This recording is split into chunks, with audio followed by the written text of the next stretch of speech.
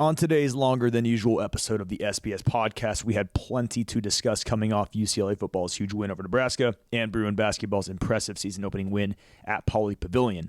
We talk a little bit about USC's continued collapse and their on-the-field woes and some hilarious locker room drama going on across town. We then shift over to Bruin basketball after our first look at the revamped Bruins, their performance on the court, and, of course, ways UCLA can boost the fan experience at Pauley. We close with football by giving away game balls to top Bruin performers, discuss just how good this UCLA team could be, and preview the upcoming opponent, the Iowa Hawkeyes. That's all coming up next on the SBS podcast.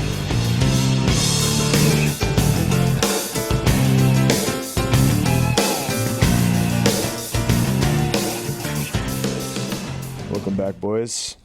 Hey there. Best sports weekend in how long? In a number of weeks. Yeah. Probably since the start of college football season. I'll speak for myself. This is the first perfect weekend, with that being a UCLA win, USC loss, and a Chargers win since September 25th, 2021. That was when UCLA beat Stanford, SC lost to Oregon State, and the Chargers beat the Chiefs. So I am emotionally back in the game. Yeah. I think mine might have probably been – actually, I know for a fact I think mine was last week where UCLA won. But USC won last week. Has there been more than one just with UCLA USC? Has there been multiple perfect weekends? I feel like there's been one more. I think last. Oh no, not last weekend. No, because we had a bye. What happened during Rutgers? USC won. They did? Yeah. Okay, never mind. Right? No, I think that's wrong. Okay, USC lost. Then if USC lost, then last week was my last perfect weekend. There you go. Yeah. So I know this is now 3 straight episodes of mentioning USC, but I almost feel like we would be doing a disservice to our listeners if we left this collapse off the show. Like that needs to be talked about. It just keeps getting better and better and better across town. Today on Twitter, things developed. The USC Lincoln Riley experiment continues to worsen. USC wide receiver Jacoby Lane, he retweeted a fan commenting on the announcement that quarterback Miller Moss had been benched. The fan tweets, "I don't think it's the quarterback that's the problem." He retweeted that. Then after that, he tweeted himself, "It's cooked for me," to that which a fan responds to him saying, "If it's not Moss, then what's the problem?" To which Lane himself on his own Twitter account responds, "The line." This is an active player. God. This is an active player on their football team in their locker room tweeting, "It's the line." This is an all-time meltdown. Wow. That is insane. You I did not know about that. Do you bench that guy for that? Publicly saying that? Yeah. That locker room's got to be so divided. I can't even imagine just the awkward tension walking into practice tomorrow. I mean, that's clownery stuff. Yeah, I mean, I wouldn't be surprised if we see him in the transfer portal as soon as next week. Yeah, that sounds like some "I'm out of here" type stuff. I mean, the initial tweet was, "It's cooked for me," whatever that means. Yeah. And it's not even like he was. It's not even like he was addressing the media. This took place on Twitter. This was on X. He went on his own accord to just unsolicited. Say no one asked him to say this. He just wanted to say that it's cooked for him and that it's the offensive line. That's our guy. I might buy a Jacoby Lane jersey. Yeah. And on top of all this, good. USC has yet to win a Big Ten road game, although UCLA has yet to win a Big Ten home game.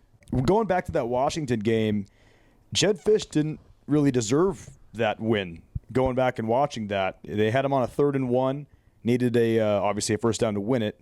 Jedd Fisch calls a timeout, understandably so, and then coming out of that timeout, they get penalized for 12 men on the field. That was crazy.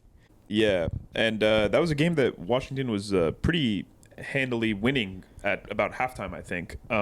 So, yeah, I mean, both programs seem to be not clicking in the right direction, which is, honestly good for us, considering we both have both of them on the schedule still. Honestly, seeing Jedd Fisch make that type of game management blunder makes me feel a little bit better, because I've been kind of sour that we didn't get him. So to see him kind of pulling kind of what Deshaun's been doing this season, is kind of like, well, grass isn't exactly always greener. Mm-hmm. But regardless, they are looking up at UCLA in the latest Big Ten rankings, which is just a fantastic sight to see. All right, let's switch over to Talkin Tweets. First tweet, David Woods from Bruin Report Online. UCLA absolutely has to start moving people down from the upper levels to the court seats roughly 10 minutes into the game. It's ridiculous how empty it looks on TV. Obviously, Woods is talking about Pauley Pavilion and UCLA basketball after watching the game last night on TV. Having attended that game and just from having gone to games my whole life, that could not be more spot on. Yeah, Ross, you mentioned it. You and I were both in attendance Monday night at the UCLA Rider game. You know, you could give a pass to LA fans for being late sometimes. LA traffic, the timing of the games, you're stuck. But there has to be a point in the game where you do start moving them down. And to be fair, we could have moved down on our own accord, but there needs to be an initiative by the ushers that they need to tell them to, hey, at least on the side that the TV's on, which we have our own personal issues with that being the side the TV cameras are on, but, make it seem a little more full and active. They could certainly care more from a fan turnout perspective, but I don't think it's as bad as that one particular section looks. Like, I'll die on the hill that UCLA needs to figure out a plan to get the den behind the benches and on the broadcast cameras rather than the 70-year-old season ticket holders that will yell at you for standing too much. And the den was pretty decent attendance for a game that, your opponent's not too, flashy, but the standing section on the sideline was pretty full. Yeah. I'm looking at the attendance from last night of 4,489. Do you guys know how much the lower bowl even holds? No, but Pauley? Isn't that a third full? Yeah, it's about 12.5, I believe. So, yeah. But it didn't not. I was on the broadcast, obviously watching on TV. It looked bad. Like it looked really bad. And then I go from watching Purdue right before the UCLA game and packed arena, 13,000, and then once the UCLA game's over, I flip to Gonzaga Baylor, and it's like, holy shit. And I'm a recruit watching those three games. That's bad for us. It's tough. You draw the comparisons. Like, there's so much to do in LA. That's what the argument always is, right? I was talking about that with Schmidt last night. I'm so tired of that excuse. When did you ever miss a home game because you were like busy surfing or skiing? You know what? Such a good point, dude. You know what all those kids are doing? They're at their dorms smoking weed, or they're maybe watching it on TV because they don't want to wait in line or walk. They're doing an escape room, dude. Yeah. They're doing an escape room. My problem isn't with the greater UCLA fan, my problem was with the students. Yeah. The Rose Bowl's one thing. It takes a bit of it's a drive, different discussion.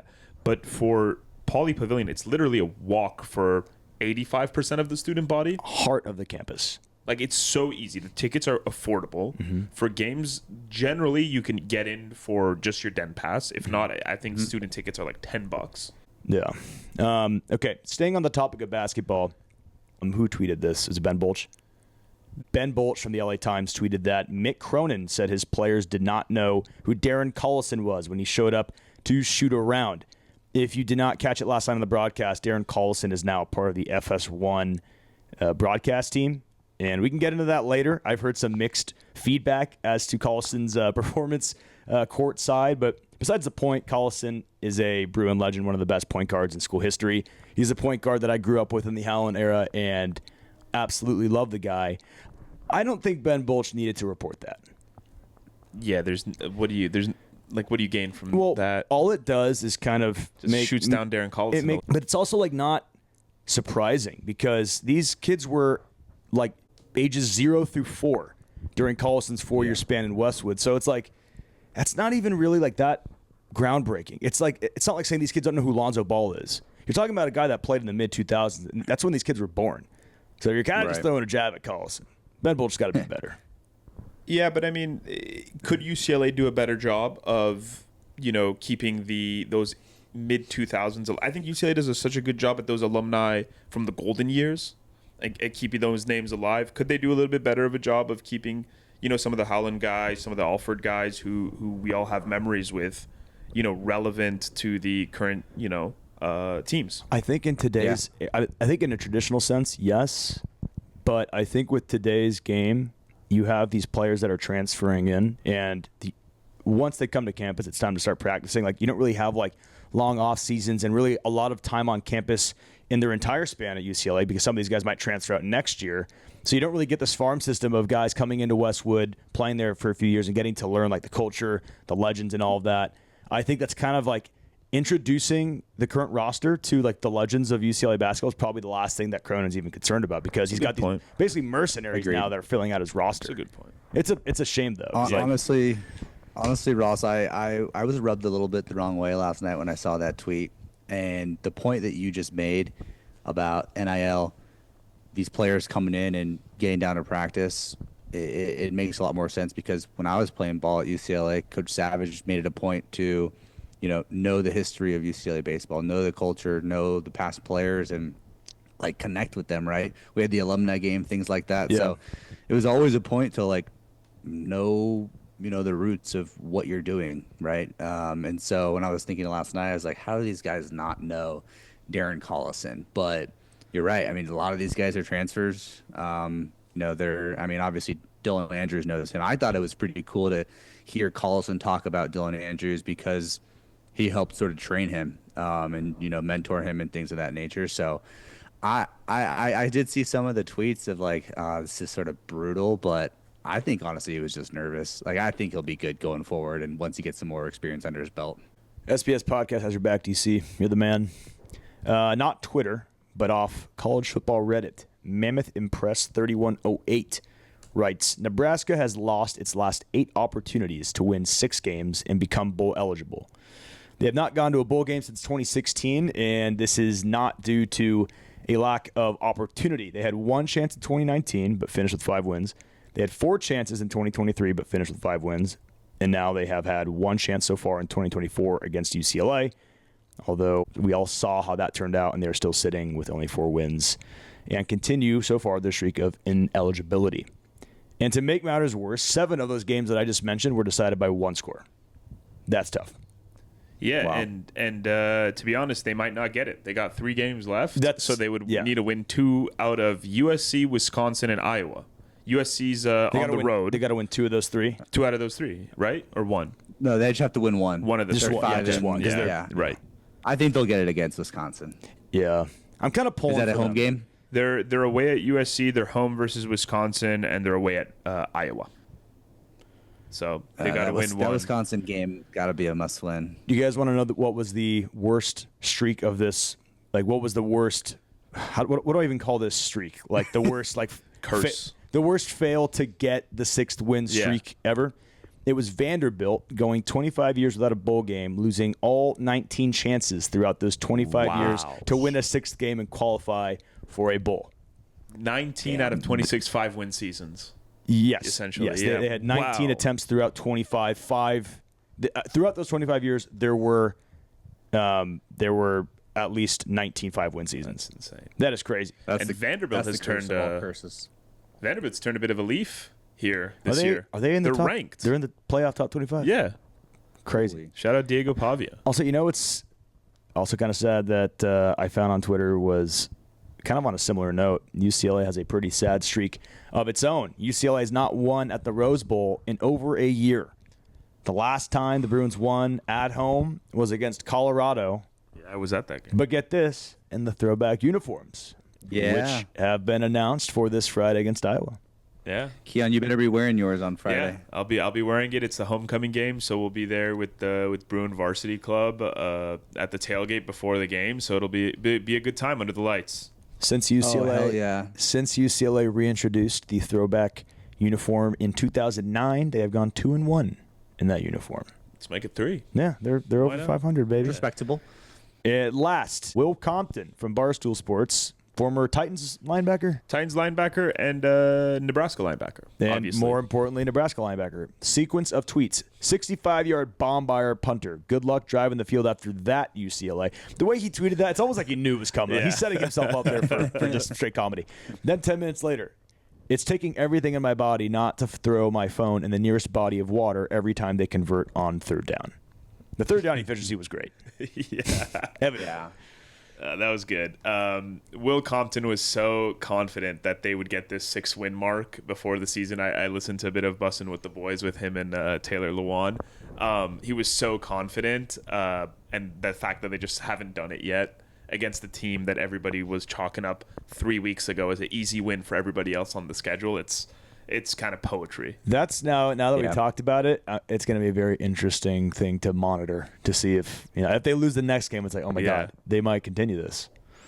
I'm rooting for them because I feel like Nebraska football has good fans. They're always pretty friendly, and they've been through so much. Is Nebraska football the equivalent of UCLA basketball for college football? There have been two really sure big as God hope heartbreaks. not.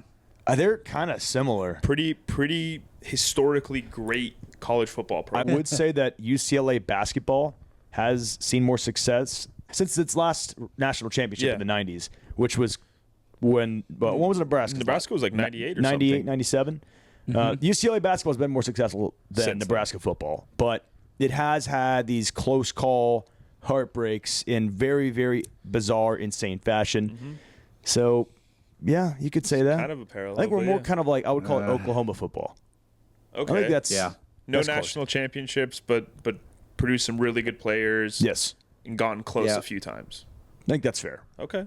I like that for us better than Nebraska. You know what sucks is that until recently we had Michigan football that I kind of drew as a comparison. That's a where good one. people would kind of like bring up UCLA basketball and like the whole discussion, like, are they still a blue blood? Which I fucking hate when people question our blue blood status. We have like 4 more national championships than anybody else. I'm not even Yeah. into that. But a perfect equivalent, perfect equivalent Parallel. would be a perfect parallel would be Michigan football because Yeah. who the hell is questioning Michigan's blue blood football status? Yeah. Meanwhile, when was their last title prior to Last year? last year? Right. Yeah, Right. 90s, right? It was Harbaugh. Yes. So get off our ass. Yeah. Anyways, we are staying on topic. UCLA men's basketball game 1 is in the books. The Bruins take down the Rider Bronc. Is it Bronx? Bronc. I'm calling them singular Bronx. Bronc. AJ the UCLA Bronc. takes down the Rider Bronx. What was the final score of this one, boys? 85-50. 85-50. What are our thoughts? I thought we looked pretty good. Looked really good. I think the starting lineup was as predicted. Bilodeau, Daly, Clark, Andrews, Johnson. I made a couple notes there where I really loved seeing Sebastian Mack play as much as he did last night. I think that he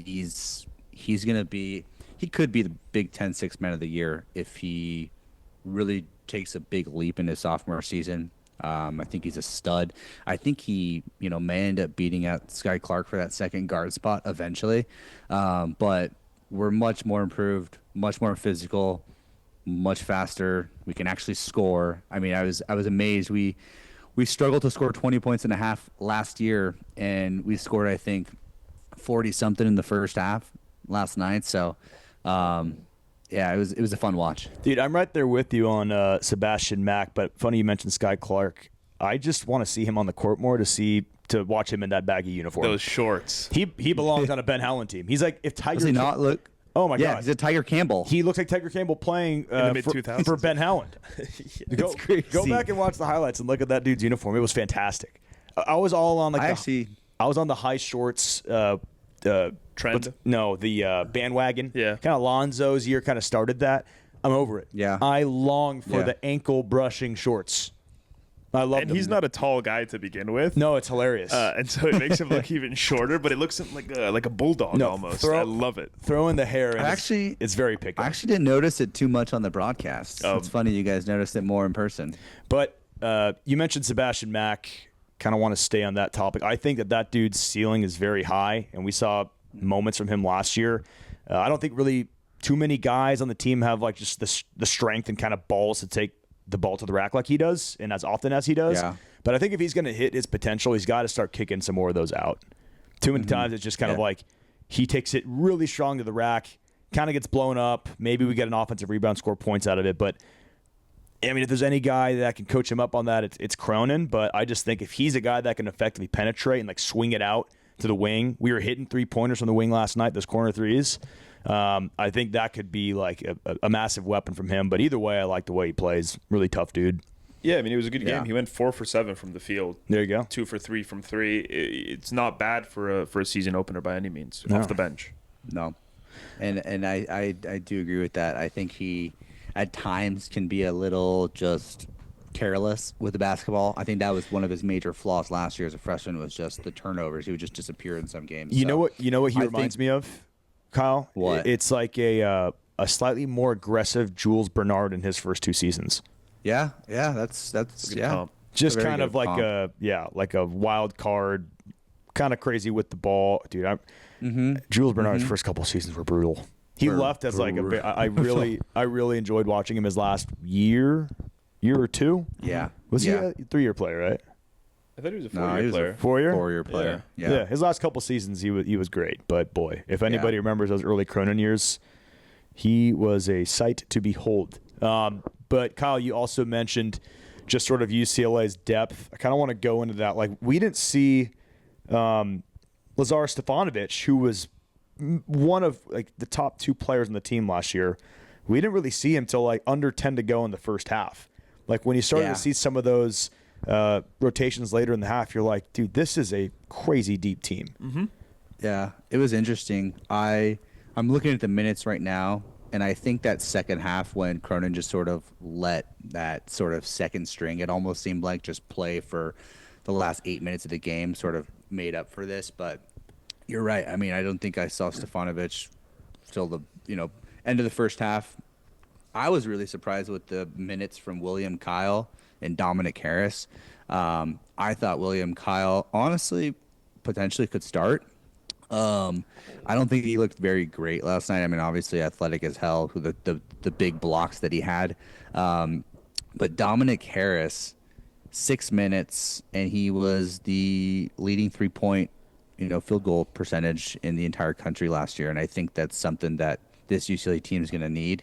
So, 1, 2, 3, 4, 5, 6. We were 11 guys deep last night, which, is going to be a major advantage moving forward. I had read reports that Dominic Harris had almost gotten kicked out of a practice either last week or 2 weeks ago. So the lack of minutes, I'm actually not very surprised, especially when you just know how Cronin. I did not know about that at all. Yeah, I mean, it's almost like not that newsworthy because Cronin can really just motherfuck you when you aren't exactly listening. So there were reports that this was kind of to be expected, and he is 100% in quote-unquote the doghouse. But I hope that ends soon, though, because sort of the number one turnaround we wanted to see from this year to last is point scoring. And from all reports, both from last year at LMU to some of the offseason blue and gold scrimmages, the guy's lights out. So hopefully he stops doing whatever he's doing in practice to see the fucking court. It's funny you say that, Ross, about Cronin, because I don't know if you probably didn't catch us on the broadcast, but first 2 minutes of the game, I think it was still 2-0 at this point. Cronin starts, I think I could read his lips on the broadcast. It was, "What the fuck are you doing?" Straight in Bilodeau's face. I love it. And it's literally like 19-10, the first half of the fucking first game of the season. And he's just going nuts. Dude, one thing Cronin did last night that I thought was actually pretty commendable, just from like a sportsmanship perspective. I mean, we had the dogs on them with the full court press just about all night. And then to some point in the second half when it really got out of hand, Ryder put in some reserves, and immediately Cronin stopped the press. And he talked about it in his presser after the game. He's just like, that's just not something I'm going to do when the game is in hand. These are 2 programs in 2 different states. Like, it's not worth just continuing to I don't need to win this game by 50. And I think that's just like it's stuff like that reminds me that we got the right dude at the head coaching position. He knows the etiquette of the game. While also being aggressive as hell and crazy competitive, respectful of other coaches that deserve it. If I had one critique, I wish he'd be. I mean, I'd rather have a hothead than a guy that stands there complacent. But it's not like with this Dominic Harris situation, and sometimes you'll see just immediate benchings of guys when they fuck up on the court. And sometimes really just losing it on the sideline.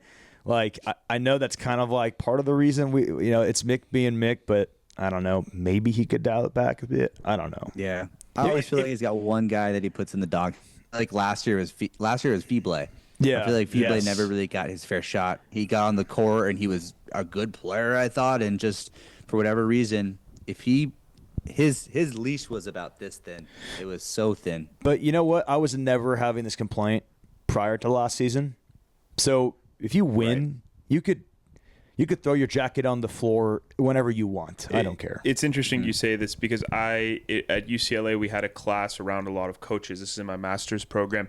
And Bobby Knight, another Big Ten coach, legendary program builder of Indiana, comes across. Everybody's debating him, and obviously he's a hothead. But the question comes up: if I told you that you'd be competing for a national championship at the beginning of the season, but you'd have to take the, berating and the verbal berating that a coach like Bobby Knight, or even, I don't think Mick Cronin's a Bobby Knight, but, Sure. Everybody raised their hand and said, absolutely. Well, that's a great point, because I can't recall any Twitter examples or media examples of players kind of talking about how they hate it or how they want to transfer out. You've never really seen a guy run away from the program or kind of turn on Cronin mid-season. They seem to kind of to trust the process and understand his style and almost kind of say, this is part of the program. This is you're gonna have to wear it if you fuck up. And outside of basketball, he's got his soft side. He's got his fun side. I mean, you see the pictures of him grilling for the team, invites him over to his house, right? For iconic photo op. Iconic photo, right? So he, outside of basketball, when that's turned off, I feel like Mick would just be a sick guy to just kick it with. Get him on the pod, man. Let's pay him whatever. Can we just Venmo him each like $20? Get him on the pod. Fuck, that'd be so. I think sick. that'll do. I mean, I don't know if you guys have watched him on. He's been on a couple like ESPN during the off season. I think he was on a Rich Eisen show. Yeah, was he ever on? Was it Cowherd ever? Maybe. He's been on a few of those high profile sports talk shows.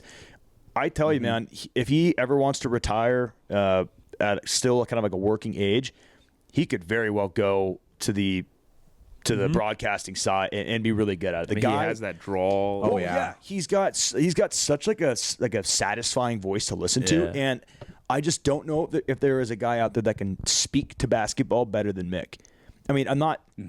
You can make the argument that there's better coaches than him. I think he's a top tier coach in the sport, but just when it comes to speaking to it and like conveying his thoughts, like that makes sense, and like that's like eloquent. He's super good at that. And I think that resonates with the way he speaks to recruits and the way he gets the team to buy into his style, Yeah, I mean, I think he is the perfect. I mean, I'm not going out on a limb on saying this, but he's the perfect guy to be leading this team. Yep. He's my favorite person in that Morgan Center. I'm glad you said that, because today we have placed the order.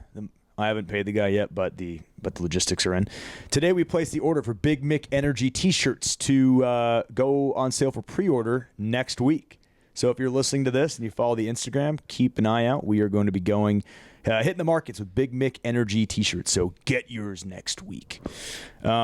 We've talked a lot about basketball. We haven't even covered arguably the three best players from last night. You've got Dylan Andrews, Tyler Bilodeau, and Kobe Johnson, who were, I think, as advertised, if you guys can agree. Dude, Kobe Johnson was so much fun to watch. The double team, like just seeing it click on the court, where he would notice a double team come and the player would just immediately start panicking, and he would either get his hand on a deflection or it would lead to something, a bad shot. It was just so cool. If Jalen Clark taught us anything during his time in Westwood, it's that, and this is kind of obvious, stealing the basketball and causing turnovers is a very specific skill and kind of like an art.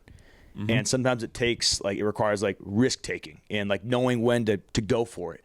Kobe Johnson has that exact instinct that Jalen Clark had, and it's so satisfying to watch. And he's a little bigger than Clark, is he not? Yeah. He's a big dude. Yeah. And he scored in double figures. What do you have, 12, 14?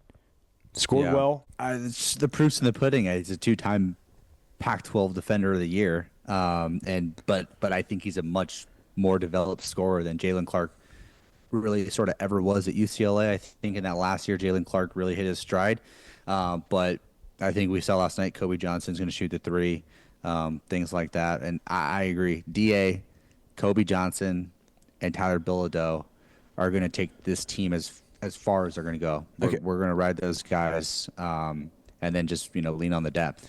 I wasn't surprised by Bilodeau's production and how good he looked on the court from a basketball sense.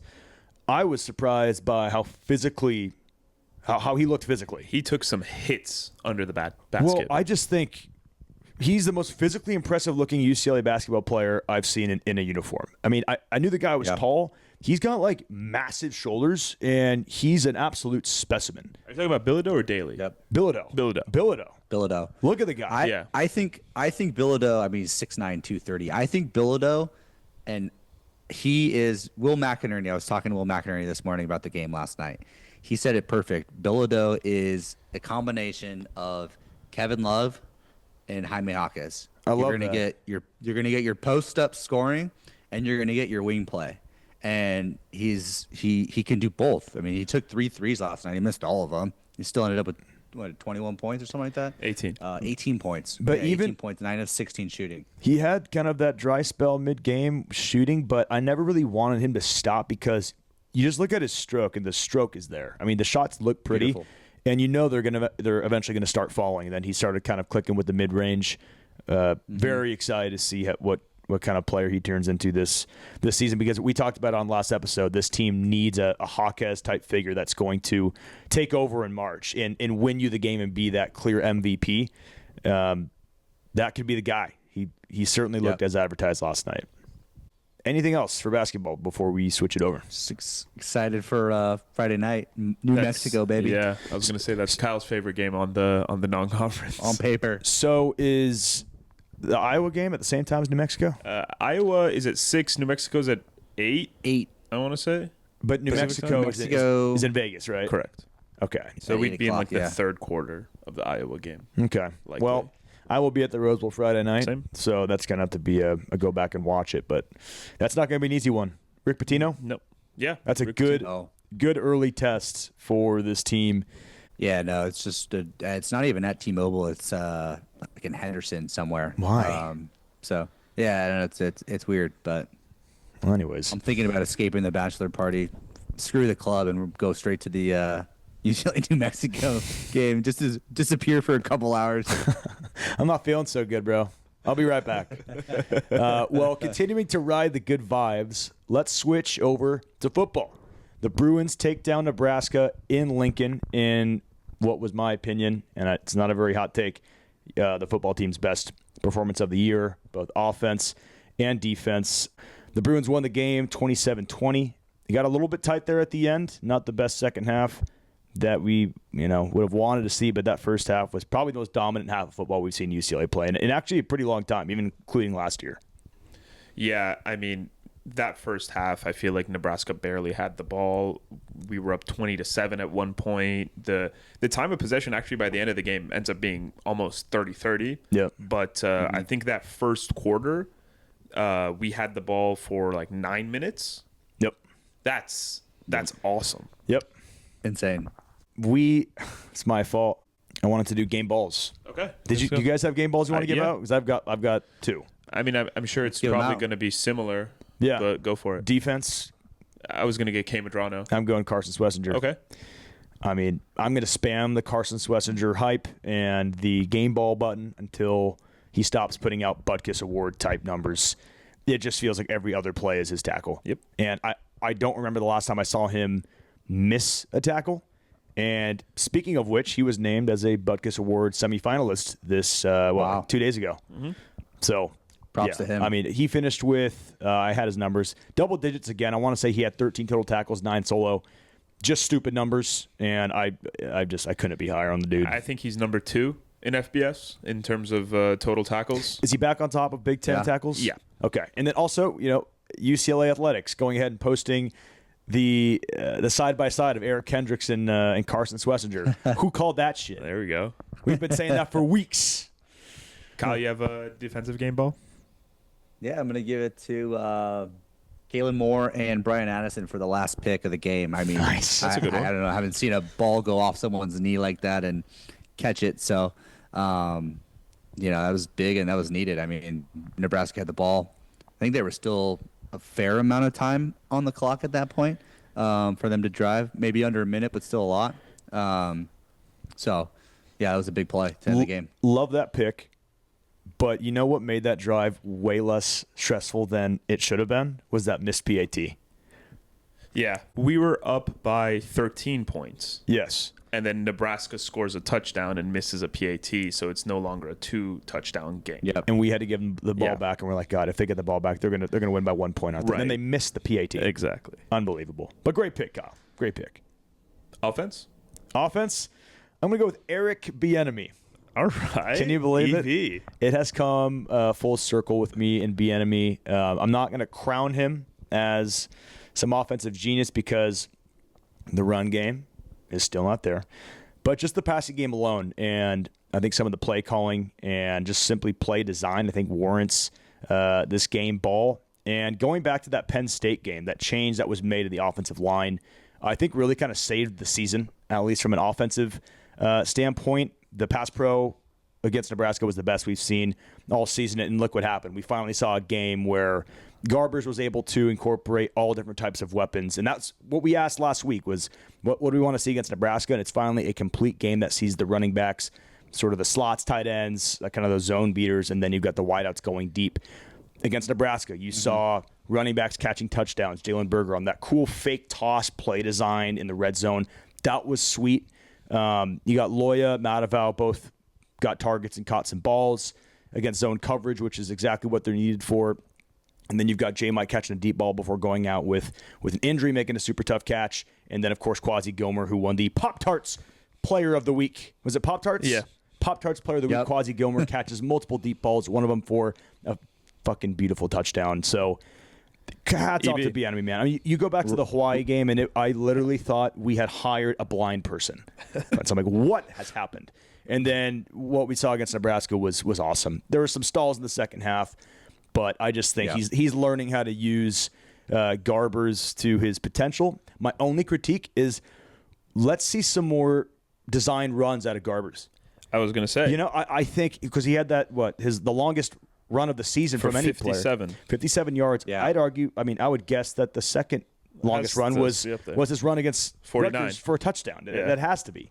So I think Garbers is kind of showing that he's more than just – he's got more to offer than just his arm. The guy's got some – he's willing to tuck the ball and run, and he's got some decent speed. I think the biggest problem with UCLA's rushing game has been those slow-developing shotgun exchanges. Okay, if you want to stick to that, whatever, but pull it more often with Garbers. Do some design pulls. Yep. Let him read. Yeah, totally. And speaking of Ethan Garbers, that's my offensive game ball. Boom. I was drawn between him and Quasi, but I ended up picking Ethan Garbers. 17 for 25 for 219, 2 touchdowns, and 56 yards on the ground with a 57-yard long. But more importantly, and this goes to Eric Bieniemy's credit, over half, I think almost 2/3 of Garbers' pass attempts were less than 10-yard passes. Yeah. They were check downs. They were crossing routes. But not limited to. Not limited to. Yeah. But I'm saying those are smart plays against a really good Nebraska defense, which we highlighted in the last episode. So you have to give them and take them where you can. We had a few deep balls, and those short passing plays are going to open up those deep balls to Quasi or J. Mike or whoever it may be. So I think he was really good. And now he's gone. I have this stat here. Over the last 2 games, he's 49 of 63 for 602 yards, 6 touchdowns, and no interceptions. Great game ball. Kyle? I think, Ross hit on it. Some of the best pass protection I think we've had all year. So I'm going to go give it to the offensive line, clicking. And it allowed, our receivers to – I think this is one of the first games where our top 5 receiving yards are all receivers. Like wideouts? Instead of the check down. Yeah, all wideouts. So it was Gilmer, Maliki, Titus, Logan Loya, and J. Mike. So, I mean, and 3 of those, their longs were 48, 22, 17. So you got to have the time to throw those deep balls, which, I was impressed with. And it's good to see that. I mean, and also probably a lot of this goes into Garbers' long run, but 4.6 average yards per carry, which that's got to be up there for a season ranking. That certainly is inflated by Garbers' run, but I appreciate what you're doing. But couldn't agree more. We've talked a lot about the offense. I don't want to forget to acknowledge the defensive outing by Coach Malloy's unit. First half from the defense looked really, really good. 4 drives, 3 punts, 3 3-and-outs. And it should have been the first 2 drives been 3-and-outs, but one of them was extended by an unsportsmanlike conduct penalty. Yeah. That really sucked. I mean, UCLA was, I think, at that point of the game, they had forced 3-and-out, and on their 2 possessions, they had scored 10 points. You had the chance to force a second 3-and-out, get the ball back, maybe go up 17-0 at the end of the first, early second quarter, and really kind of put it out of reach.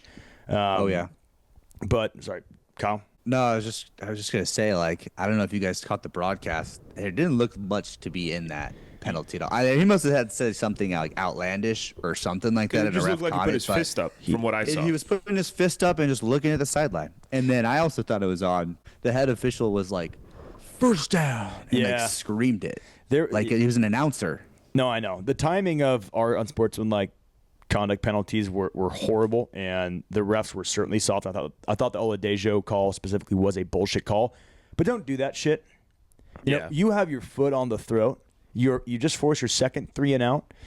Don't stand towards the sideline and put your fist in the air. And even if you didn't say anything, don't test the waters with that.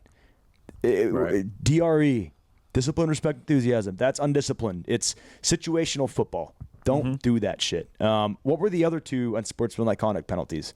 One of them was I didn't even see it. Like he was like helping a guy up or something, and then he just shoved. I think. Okay, what? It was fucking it was very soft. But like you said, it's a discipline thing, and you're gonna have times where it's gonna be a little hostile on the road, and you're gonna have the crowd against you. You're gonna have the refs against you. You're gonna have a lot against you. It's just a matter of keeping yourself disciplined and keeping your head and not letting yourself beat yourself up. Yeah. On the topic of Oladejo, how far the front 7 has come since the first few weeks. I mean, the rushing defense is still. I mean, they kind of gave up a few more yards than they typically did, but just sort of what Malloy did with kind of getting creative with disguising some of the looks they were giving Raiola. Raiola was super flustered throughout the game, never really seemed to find anybody open, and was constantly flushed out.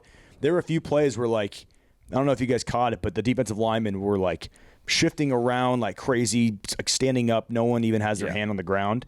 I think that's just kind of the creativity you want to see out of your D coordinator, furthering the narrative that Lynn is a fraud and that we got the right guy when promoting Coach Malloy. So game ball to Coach Malloy. I'll pull a Jim Harbaugh and pull out 2.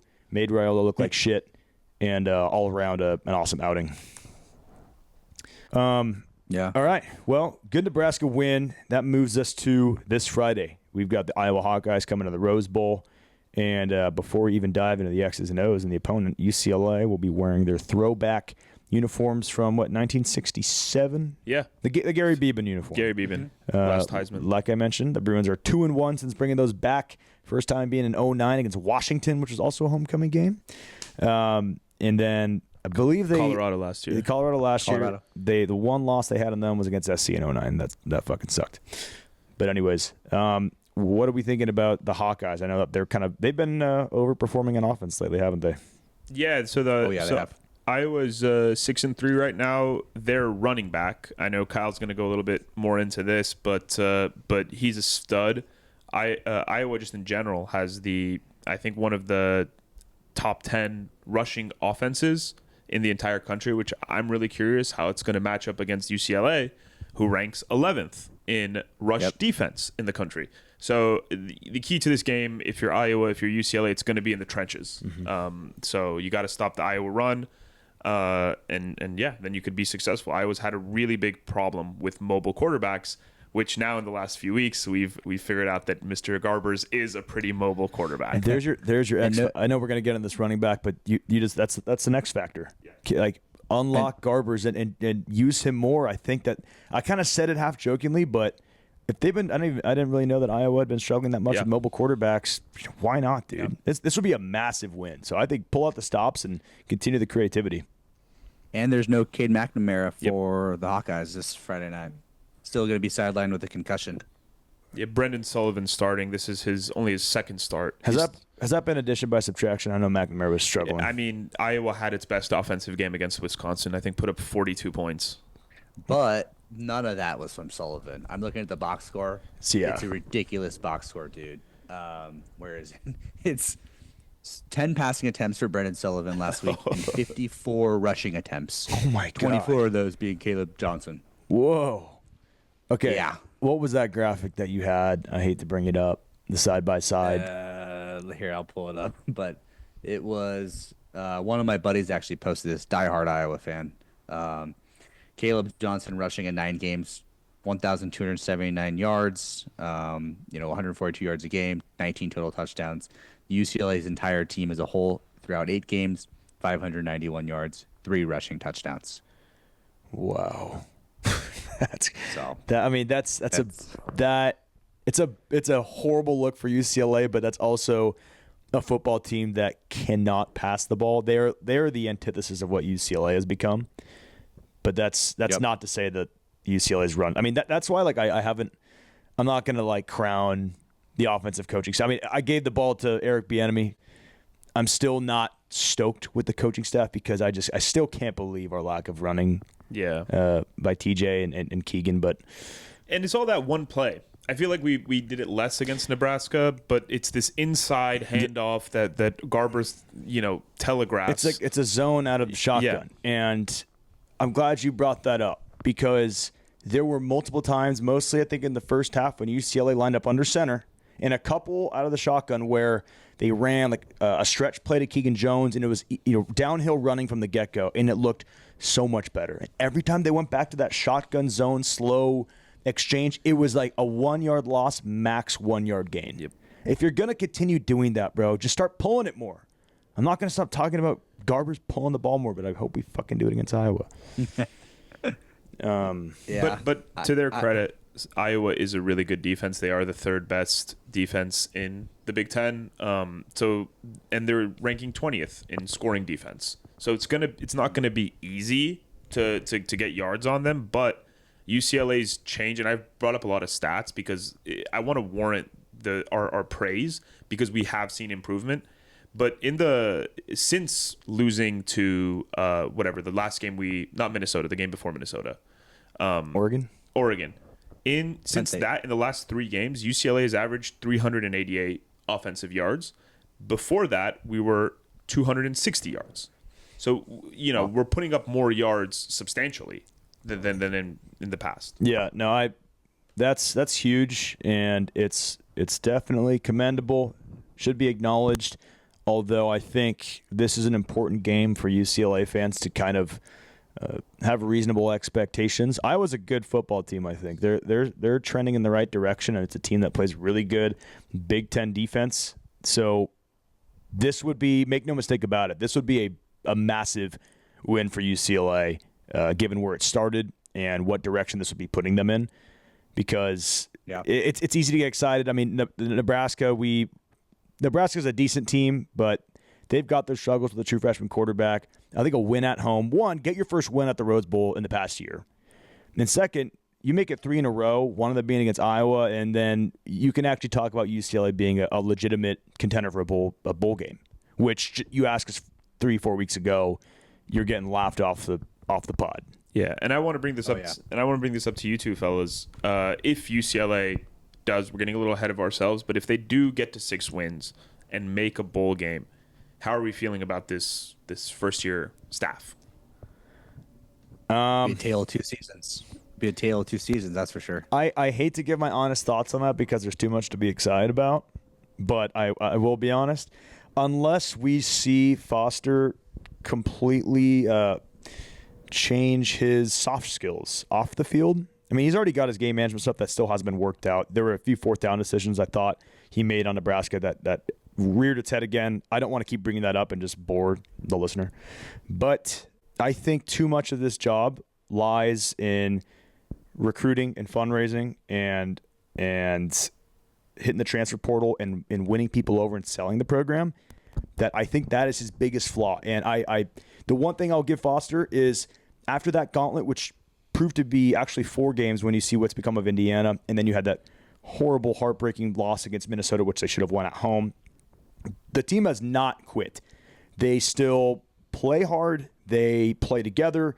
They're stoked after wins. The practice reports are that they're still coming out excited and practicing hard. So I've got my inherent issues with Foster, just really kind of who he is, which is his off the field kind of traits. But when it comes to the football team, man, you gotta give it to Foster. The team has not quit, and I think that's, if you're going to commend him, tip your hat towards that.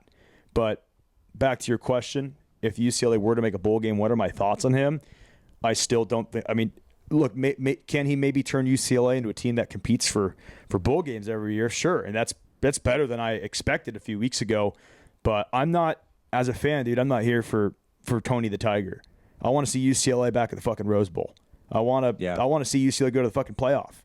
And I think to do that, you need to have more skill off the field because those things do matter. And I think that is where Foster falls short. I hate to bring that up after a win like that, but you asked, and those are my thoughts. Yeah, I mean, you're not wrong there, Ross. I do think that he has off-field flaws, just speaking to the media, speaking to donors, fundraising. I mean, I myself, every time I see him in an interview, whether that be at halftime or after the game, is just a little uncomfortable. But, you know, if UCLA finish in a bowl game, you know, at the end of this season, I personally think the season's a success. I think if you told me at the beginning of this season that UCLA football would be in a bowl game this year, we'd have to go back on the tapes because we have them somewhere. But it's a successful season. I mean, we had no effing clue what this year would entail. And if you would tell me that we could make a bowl game and we would be one of the worst teams rushing the ball in the entire country, I'd be like, you're crazy. So I think it'd be a success. Also, Colin, just because I can see it now, people saying that we're harping too much on the off the field thing, because I don't want to just like talk shit repeatedly about it. The only reason that that's so important to me is because just look back at our own history with Jim Mora 10 years ago. Look what his off the field kind of salesmanship did for the program. You got the Wasserman facility built by getting UCLA donors to contribute. Really kind of rebranded UCLA's image back then. They kind of had that tough guy look, that total reversal from the previous years prior to him. That was the most excited I've ever seen the UCLA fan base. They led the conference in attendance. Were they winning? Sure, and that played a big role in it. But ask any UCLA fan that followed the team back in the early 2010s. They'll tell you, no one got our piss out like Jim Mora. And that shit matters, dude. Yeah, I agree with everything that's been said. I don't want to be like an apologist or anything here, but he did get the job at a late stage in the recruiting and the transfer portal. So those juries are still out, in my opinion. He could, whatever he's saying to the media, he could just be really bad in front of a camera, which is an issue. That's not a good thing. Yeah. But when he sits in front of a transfer portal kid or when he sits in front of a freshman recruit, who knows? He might, you know, motivate them to commit. And that hasn't happened yet because of the timing of when he was hired. Yep. So I would be, personally, I wouldn't write it off. I would just be a little like a jury's out type of thing, skeptical. Fair. We can agree that's fair. All right, jury's Cool. out. Should we do score predictions for Iowa? We haven't done that in a minute. Let's Score do it. predictions for Iowa. Because I care more about being right as opposed to sunshine pumping. Because I've been kind of on a roll with my guesses with the spreads. You have. I know the spread, so I won't guess it. No, not the spread. I mean for the score prediction. I want to nail this right on the head. I'll call this 27-17 Iowa.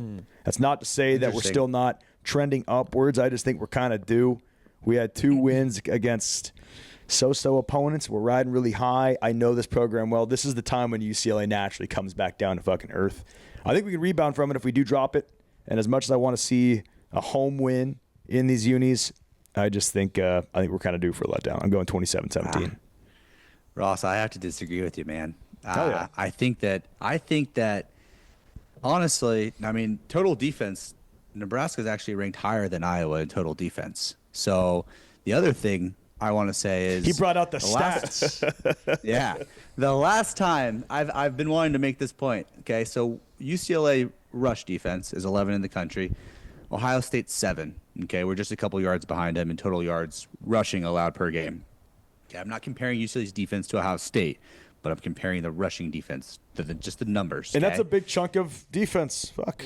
Go ahead and compare them, especially for a team that rushes the ball 54 times in a game. Facts. Exactly. So when Iowa faced Ohio State, this was, I don't know, fucking 3 weeks ago, Caleb Johnson rushed for 15 carries for only 86 yards. They only had 116 yards.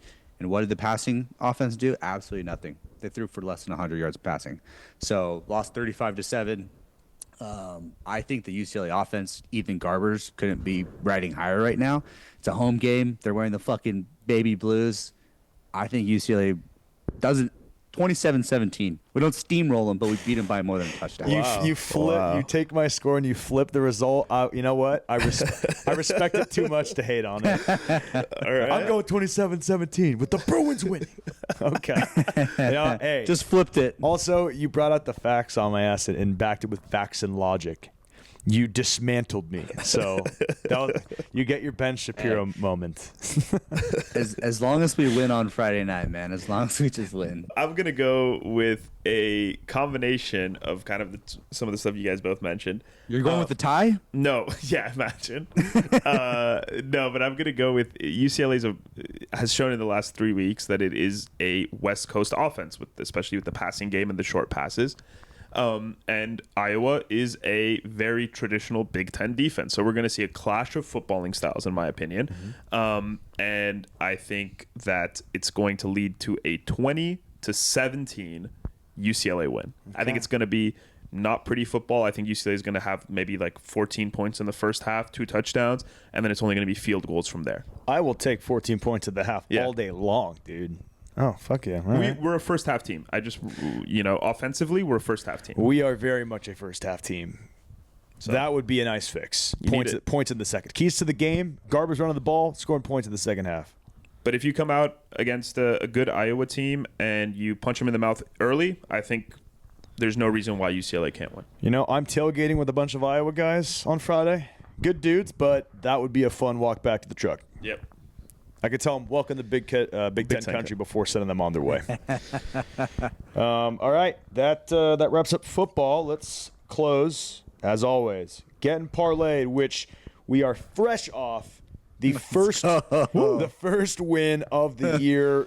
SBS parlay moves to 1-8. What were the hits we had? I had Indiana, Oregon. Kyle had Oregon, and Oregon was that was a bullshit one. That was crazy. Yeah, for those of you who don't know, Oregon was up 14. The spread was at 14.5. They had the ball at the 1 yard line. There was no timeouts left. There was no reason they needed to even run a play. And they just went in for a touchdown to cover the spread. And here we are, running hot. Okay, so Keon, you go. Okay, on this election day, I'm going to back the troops. I fucking love that. No way that doesn't. That's gonna be my first bet when I get into Vegas. Somebody clip that. That's sick. I'm backing Army, who is undefeated. They are making a case for the college football playoffs. First time them and Navy are undefeated, or Navy lost to Notre Dame. But up until they lost, they were the first time both of them were undefeated since World War I. Army 5.5. They have covered the spread every single game. Look at the guy. And I'm going to ride with the troops. USA. Let's go. America wins tonight. Yeah. No matter who wins. America wins because Army's playing ranked football. Yep. Okay, I'll go next. I'm taking Indiana because everyone knows that I am a Kurt Signetti. Can I say meat writer on this show? Say it. Say whatever you want. I have become a Kurt Signetti fanboy. I'm just thinking about my girlfriend's poor mom or my mom. Does she watch? No, she doesn't. I think, God, my mom might still tune in. We can edit that. But everybody knows I love me some Kurt Signetti. Google him. All he does is win. I'm taking number 8 Indiana minus 14.5 to cover at home against Michigan. I think Michigan is on stinky boo-boo watch. I think they're a team that's just fallen off. I mean, I don't think. They are a team that's fallen off drastically since their national title last year. As was kind of expected, Indiana is the surprise of the season. They're the college football sweetheart. So give me them 14.5 at home in a hostile Indiana Hoosier environment against the Wolverines. The Wolverines are fucked. The Hoosiers are 8th in the country right now. Number 8, baby. Number 8 Indiana Hoosiers. Unbelievable. What? 2 score favorite against the Michigan Wolverines. What about that? Kyle, You know what I love about this show? You know what I love about this podcast is I feel like we always start just very, very well spoken, good, and then by the end of the show we just let whatever the hell we want go out. And I love that about this. And then by the end of the show, Ross is meat riding Kurt Signetti. Exactly. Google it. So let's see. I have no reasoning behind my pick here other than I was horrible the first. What was it, Keon? Back me here. 6-7 weeks, something like that. 6 weeks, yeah. Yeah. Okay, I was 0-6 or 0-7. I picked Colorado. They won. I picked Colorado again the following week. They won. They had a bye week last week, so I was forced to pick something else. So going back to the well, going back to Dion for absolutely no reasoning other than hasn't done me dirty yet. Colorado minus 3.5 versus Texas Tech. He's easy to find. Mic drop. Fuck yeah, dude. All right. All right. that wraps us up today on yet another episode of the SBS podcast. If you made it to the end, and if you made it to the end, just listen at all. Thank you guys for the support. Continue to tune in with basketball season getting rolling, and hopefully football continuing to string together some wins. So we will come back at you next week with a recap of hopefully the dub over Iowa, and we'll be previewing. Is that going to be USC? That'll be Washington. It'll be Washington. Let's go, one baby. One of the most consistent things is that Ross does not know who we play next. Not knowing the opponent. I actually think I've done that. Episodes. I think the entire, maybe outside of like the coming off the bye, Yes. coming off the buys, Ross never knew who you're playing. And I also never have my Gettin Parlayed pick ready. I'm always Googling it. But yeah, no, we'll catch you next week. Recapping Iowa and previewing the Washington Huskies. Thank you for tuning in. Go, bro.